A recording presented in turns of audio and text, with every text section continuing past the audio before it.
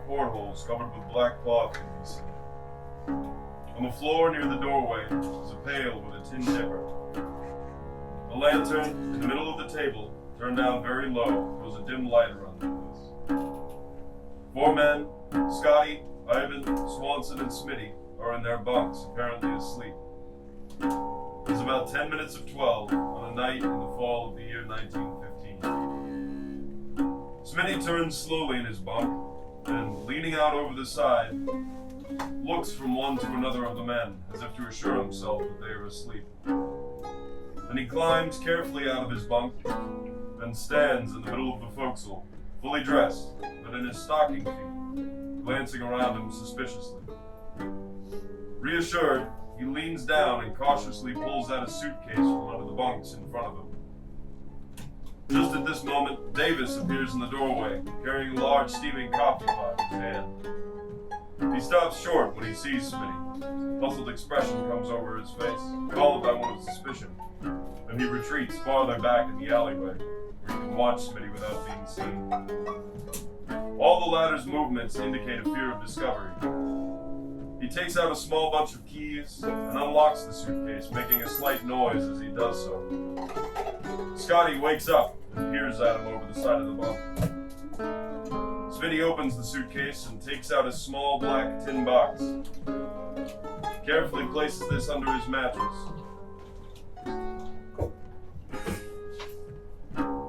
Shoves the suitcase back under the bunk.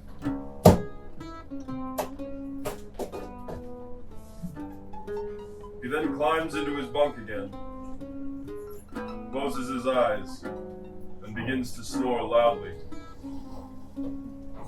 Davis enters the forecastle, places the coffee pot beside the lantern, and goes from one to the other of the sleepers and shakes them vigorously, saying to each in a low voice, 8 bells, Swanson.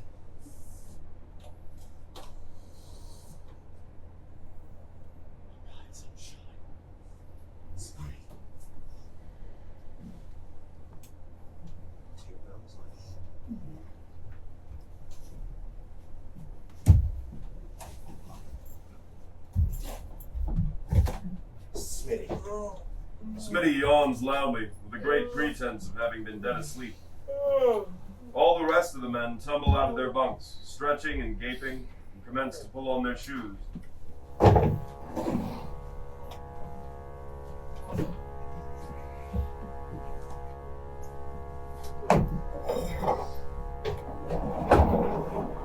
They go one by one to the cupboard near the open door, take their cups and spoons, and sit down together on the benches.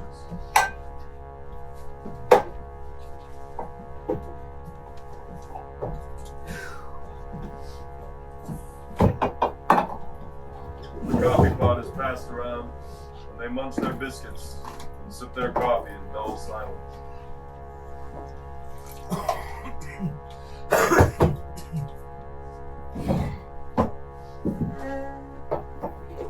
Where's that air coming from?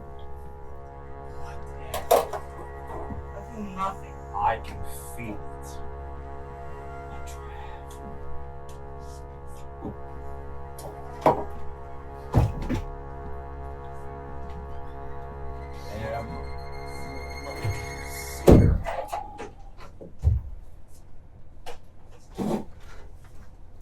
I got a good notion to report him. Serves him bloody well right. What's the use of blinding the ports and that thick head goes and leaves them open? They don't see what the light goes out just in the port. Then he'd be a loon, Swanson. Do you not ken the danger of showing a light with a pack of submarines lying about? That's right, Scotty. I don't want to get blown up now by devil. I don't think there's much danger of meeting any of their submarines. Not until we get into the war zone, at any rate. You don't, hey? But we're in the war zone right this minute.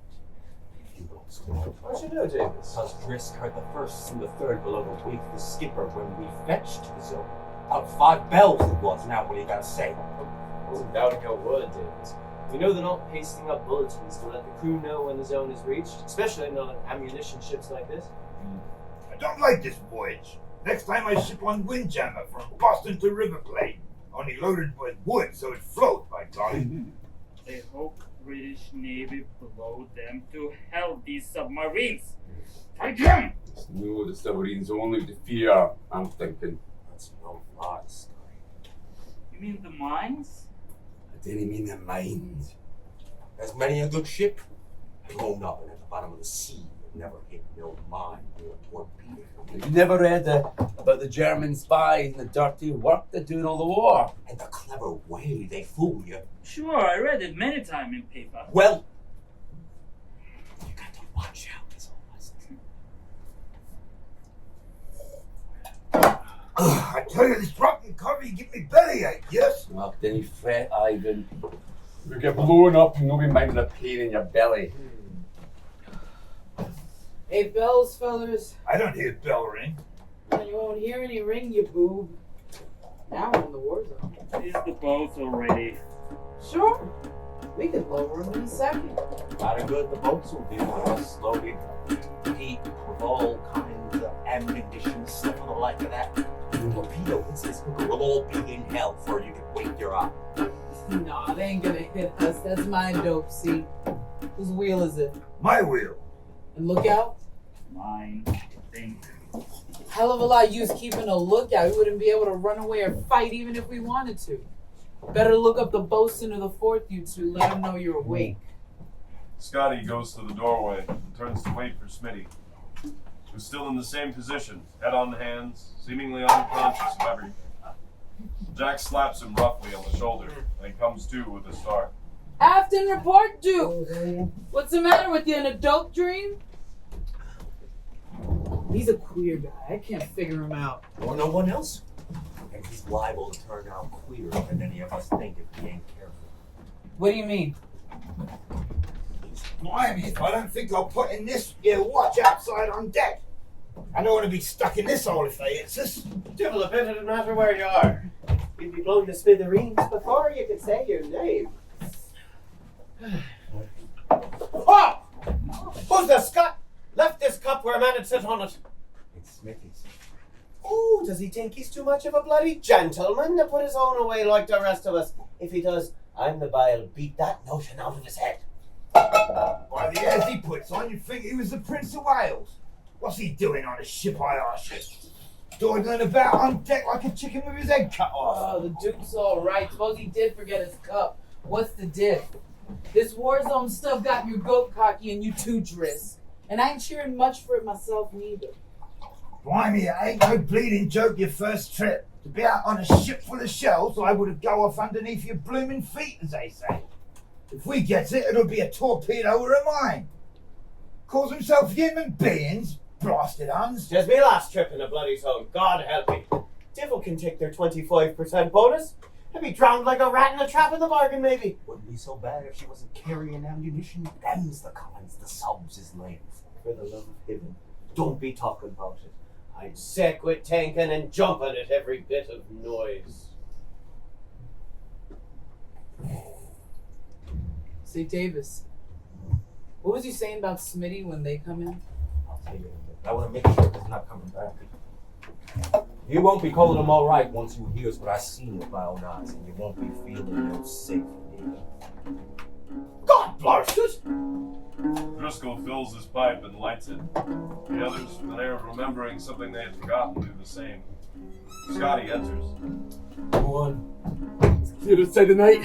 It's like bay. Where's Smitty, Scotty? He's sitting on a hatch, staring at the moon like a man half-daft. Can you see him from the doorway? Aye, still there. Keep your eye on him a bit. I want to tell the boys that I don't want him walking in the middle. I'll watch him, and I've something myself to tell about his lordships. Out with it.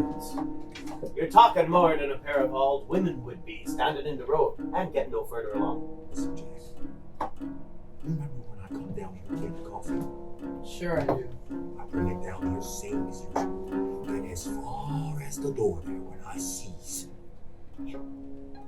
Smitty? Yes, Smitty. He was standing in the middle of the forecastle there, looking around, sticking at Ivan and Swanson and the rest, as if he wants to make certain they're asleep. What of it? Listen to me! He was standing right there in his stocking feet. No shoes on, mind, so he wouldn't make no noise. I seen right away something on the wheels up, so I slides back into the alleyway where I can see him, but he can't see me.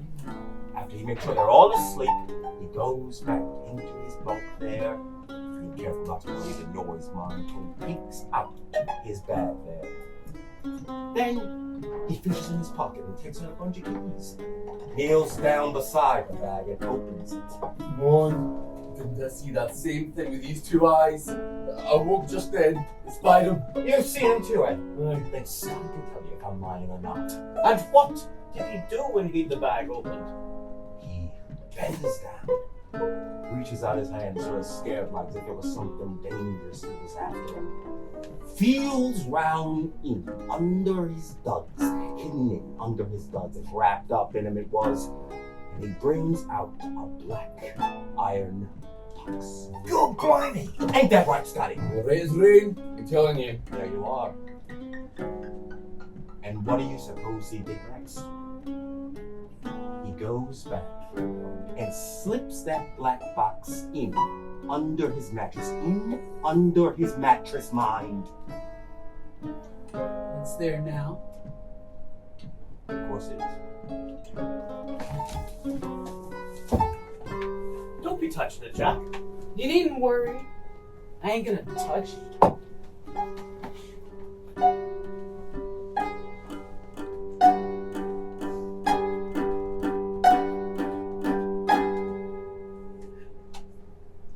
Is there all right? I'm going to up it up on deck. The fair gives me the tremble sitting still in here. Are you frightened, you toad? It's a hell of a thing, grown men shivering like children in a bit of a black box. Still, it's damn queer to look at. A bit of a black box, eh? How big do you think that thing has to be big as this box? Oh, hell. I bet it ain't nothing but some coin he saved he's got locked up in there. That's likely, and why is he act so suspicious? You've been on this ship near 2 years, and he knows damn well ain't no thieves in this forecastle, don't he? And you know it looks like you ain't have no money, ain't no more, you ain't saved none since, don't you? Listen, do you know what he done after he put that thing under his mattress? And Scotty will tell you why I'm speaking the truth. He looks right to see anyone's wrong. Thought my eyes shut, he turned around. He crawls under his bunk, shuts his eyes, and starts in snoring, pretending to be asleep. Aye, I heard them. And when I goes to call him, I don't even shake him. I just says, "He fell asleep." And sort of whisper like enough, he gets yawn and then stretching fit to kill himself if he ain't dead asleep. God blimey! It looks bad. Didn't the dogs with us? And when I come to think of it, there's the door. How did Tunney get open? Tell me that. I know Welsh Swanson never opened it. He crumbled it on being cold all the time. Tomorrow opened it meant no good to this ship, whoever he was. What porthole? What are you talking about? There! It was open when I heard it. I felt the cold air on my neck and shut it. There's a lighthouse to many subs watching. And we're supposed to have all the ports blinded. Right, no Swanson. Who could it be then? Must have been his bloody lordship.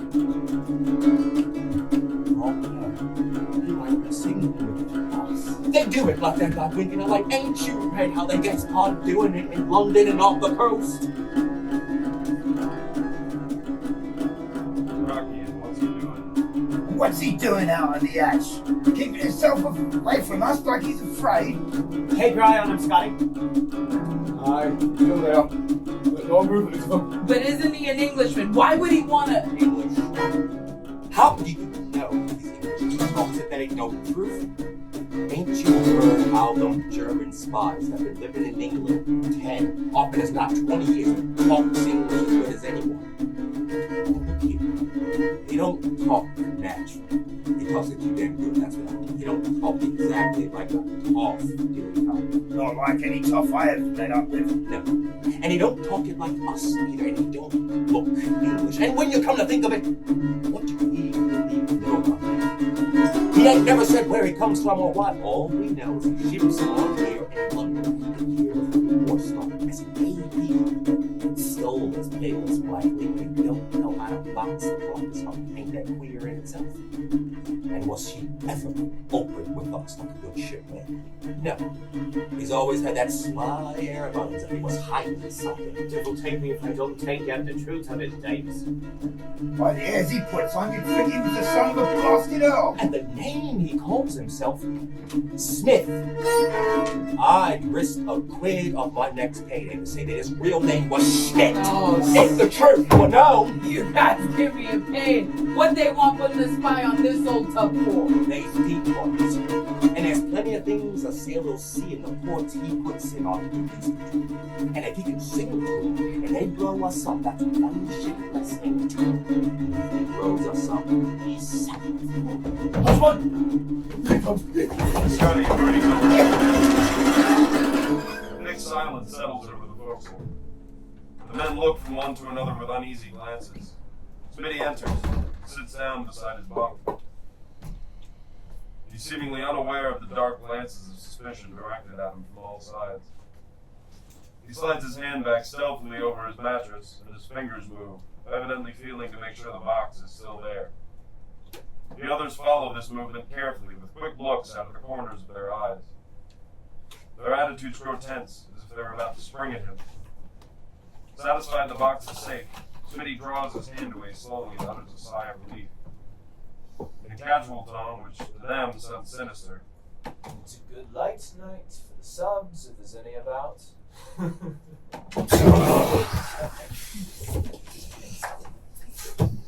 Finally, he seems to sense the hostile atmosphere of the forecastle, and looks from one to the other of the men in surprise. All of them avoid his eyes. He sighs with a puzzled expression and gets up and walks out of the doorway. There's silence for a moment after his departure, and then a storm of excited talk breaks loose. He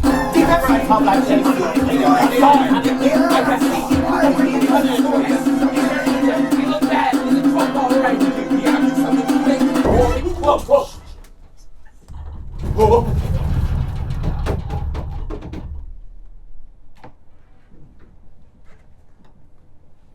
Oh, hell. It's only a piece of driftwood or a floating log. Mine that didn't go off that high. Or some piece of wreckage from some ship they sent to David Jones. God blast it! No man at all could be putting up with the likes of this. And I'm not one to be fearing anything, or any man in the world will stand up to me face to face. But this devil's trickery in the dark. I'll throw it out one of the portholes and be done with it.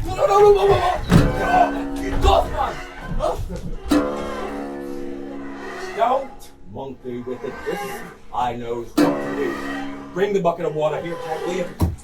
And you, gotta see if he's back on the hatch.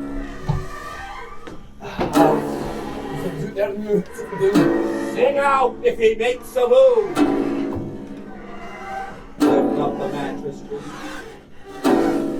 You grab it, Jack. Careful. Easy. Don't shake it like sick. Bring it to the water. Here. Easy. Easy.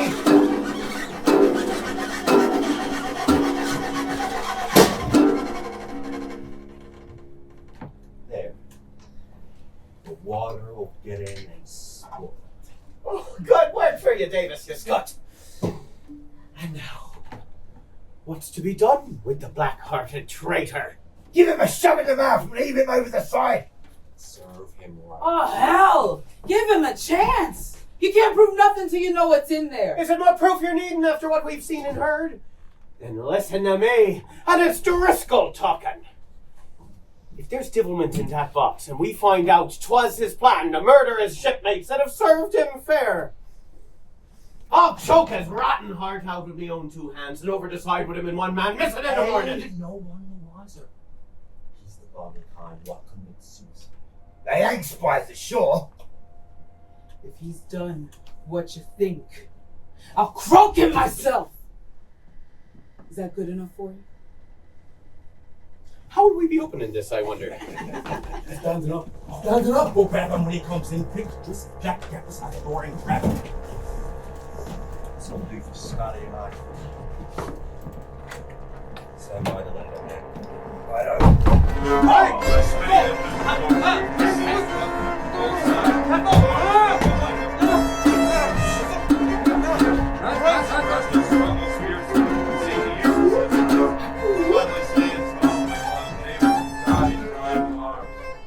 is your idea of a joke. I'll have to confess it's a bit thick for me to enjoy. Shut your mouth here! You'll find it's no joke, me bucko, before we're done with you. Keep your eye peeled, Scotty. Sing out if anyone's coming to you. Be good enough to explain. Explain, is it? 'Tis you do the explaining, and damn quick, or we'll know the reason why. Bring him here now. Look here, you murdering swab. Do you see it? Smitty looks down with an expression of amazement, which rapidly changes to one of anguish. Look at it. Surprised, ain't you? If you want to try any of your dirty spying tricks on us, you got to get up earlier in the morning. Thought you weren't half a fox, didn't you? What do you mean? That's only... How dare! What are you doing with my private belongings? Oh, yes! What is it, you swine? Will you tell us to our faces? What's in it? Nothing but... That's my business. You'll please attend to your own. Oh, what is it? Your business, indeed. Talk easy now, if you know what's best for you. We'll soon be making it our business, I'm thinking. Take his keys away from him, we'll see if there's one who'll open it, maybe. Hey! Whoa!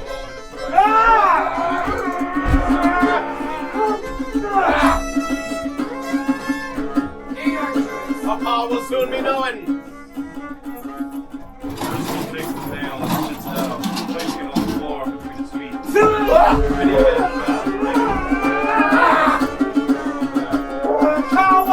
Six on the rough talk, see, it's not gonna get you nothing. This'll be our time, Tinkin. Don't you open that box, Driscoll. If you do, so help me God. I'll kill you if I have to hang for it. When I open this box, I'll not be the one to be killed, me sonny bye. I'm no dirty spy. Spy? What are you talking about? I only put the box there so I could get to it quick in case we were torpedoed. Are you all mad? You think I'm... You stupid curs! You cowardly dolts! Driscoll takes the dripping box from the water and starts to fit in the key. Cowards!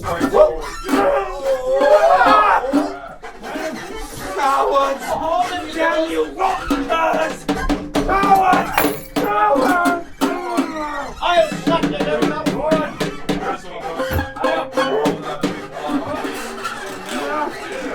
Cowards! Cowards! Cowards! So gentle hands slap the waist over Smitty's mouth. That'll teach you for misnaming a man, you sneak. All right. Over. Take that. That will fix your gap. Stand him up now. Go on. They all sit down beside Driscoll, who again lifts the box out of the water and sets it carefully on his knees. He picks out the key, then hesitates, looking from one to the other uncertainly. Oh, we'd best be taking this to the skipper, do you think, maybe? This is our game. We can play without no one's help. No bleeding officers, I said. We'll be taking all the credit for making heroes of themselves. Here goes then. He slowly turns the key in the lock. The others instinctively turn away. He carefully pushes the cover back on its hinges and looks at what he sees with an expression of puzzled astonishment. The others crowd up close, and Scotty leaves his post to take a look. What is it, Davis? Funny, isn't it? Square, tied up in a rubber bag. Maybe it's a stick of dynamite. You can't never tell. Well, it ain't got no work, so it's no bomb. They I'll make bet. them all kinds, they do. Open it up, Tris. Ow. Driscoll takes the black rubber bag resembling a large tobacco pouch from the box and ties the string, which wound tightly on the top. He opens it and takes out a small package of letters. He turns these over in his hands and looks at the others questioningly. Only letters! Well, you're a hell of a Sherlock Holmes! Geisha. Letters from his best lady, too, I'll bet. I'll say, let's let the Duke loose. What do you say? No, whoa. Don't be so damn smart. Letters, you says there wasn't no harm in them. How do you suppose spies get their orders and sends them back if it ain't by letters and such things? There's many a letter worse than any bomb. Righto. They ain't as innocent as they looks. I'll take me leave when you read them. Not his lordship's letters, by no means. We'll read them and find out. Listen to him. Look at him trying to get things in there. Nobody knows we're on him. Love letters, you says? There wasn't no harm in it. I was reading in a magazine in New York only a few weeks ago about how some German spy would inherit writing love letters with some woman spy in Switzerland. She sent them on to Earl in Germany. To read them, you would expect nothing, just squash it all. They had a way of doing it. They had a piece of plain paper, a piece of card, and when they put it on top of the letter, they sealed it only word that tells them what they want to. And the Frenchies get beat in a fight. All on account of that. Marty, they ain't after the clever bleeders. And even if those letters of his do sound all right, they may have what we call can never tell. Read one of them, Drisk. I'm no hand for reading, but I'll try it. He knows. Go on, Drisk. It begins, dearest man. Then there's a lot of blarney about how much she misses him now she's gone away to singing school, and how she hopes he'll settle down to real work, not be skylarking around like he used to be before she met up with him. And it ends. I love you better than anything in the world. You know that, don't you, dear?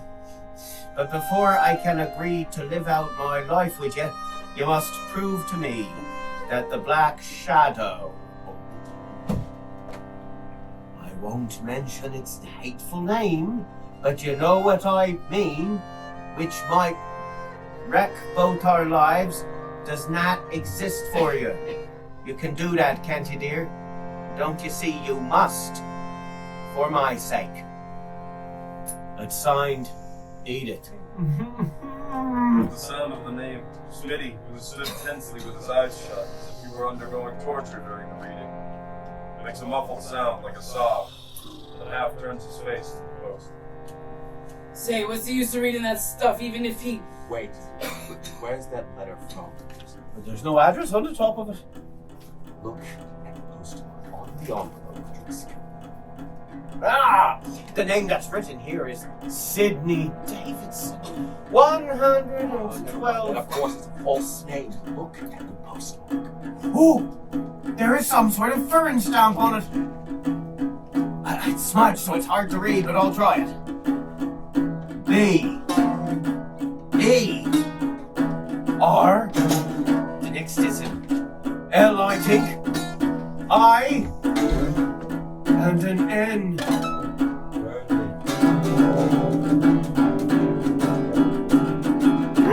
You drop down! Give me the little Drisk. Make some out of it. We go through the other string hours. He bends over the first letter, as if he were determined to figure out the secret meaning. Jack, Hockey, and Scotty look over his shoulder and lean curiosity. Driscoll takes out some of the other letters, running his eyes quickly down the pages. He looks curiously over at Smitty from time to time, his sides frequently with a puzzled frown. I gotta give it up. It's too deep for me. We'll hand these over to the police at Liverpool when we got them. This letter I got over the year before the war started. Finally, yours, Drisk. They're all the same as the first. Loving Blarney and how her singing is doing. The great things the Dutch teacher says about her voice. And, how proud she is of her Sidney boy, that he's working hard, making a man of himself for her Only sake. we had a code. Here's one addressed to this ship. SS Glencairn says, oh, when we was in Cape Town 7 months ago. It's from London. It begins with simply the name Sidney Davidson. Oh, no dearest or sweetheart to this one. It is only from the chance meeting with Harry when you were drunk that I happen to know where to reach you. So you have run away to sea like the coward you are, because you know I had found out the truth.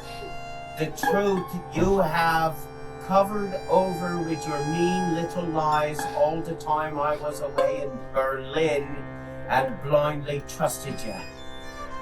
Very well, you have chosen.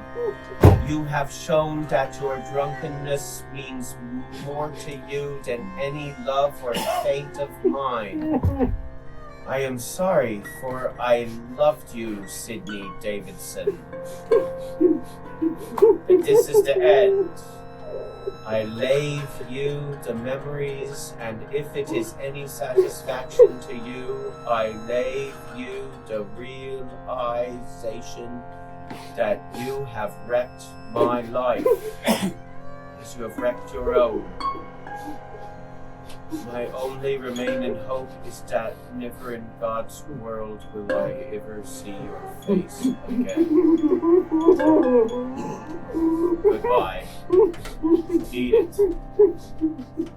As he finishes, deep silence, broken only by Smitty's muffled sobbing. The men cannot look at each other. Driscoll holds the rubber bag limply in his hand. Some small white object falls out of it, drops noiselessly on the floor. Mechanically, he just leans over and picks it up, and looks at it wonderingly. What's that? A bit of a dried up flower. A rose, maybe. He drops it into the bag, gathers up the letters, puts them back.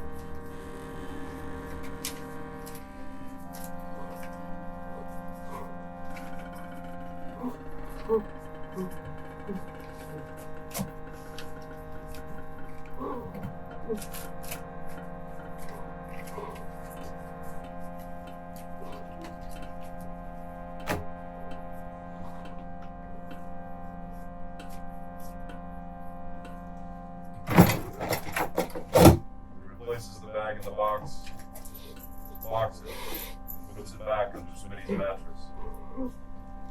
The others follow him with their eyes.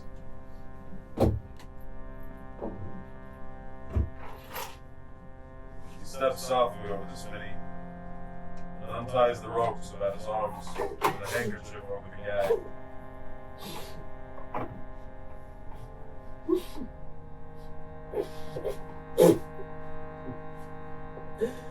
Smitty does not turn around, covers his face with his hands, and leans his head against the table.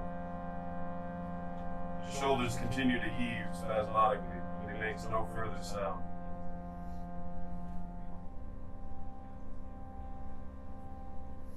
Driscoll stalks back to the others. There's a moment of silence, in which each man is in agony with the hopelessness of finding a word he can say. When the Driscoll explodes, Not Stephanus! Are we never gonna turn in for a wink of sleep? they all start as if awakening from a bad dream. They gratefully crawl into their bunks, shoes and all, turning their faces to the wall, pulling their blankets up over their shoulders. Scotty and Jack tiptoe past Smitty out into the darkness. Driscoll crawls into his bunk.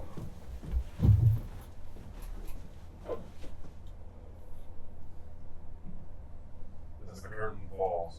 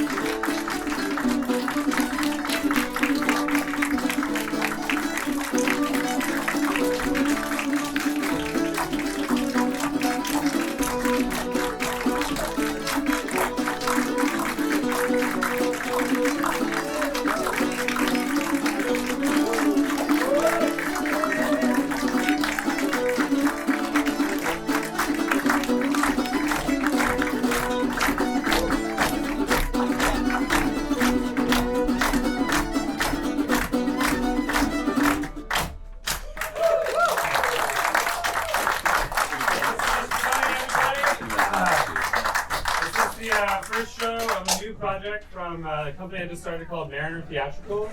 We aim to enliven history through performance. We're trying to fill historical places like this, historical vessels, buildings along the waterfront with pieces of drama. So grab the QR code on the program if you want to jump on the mailing list, and we'll keep you involved.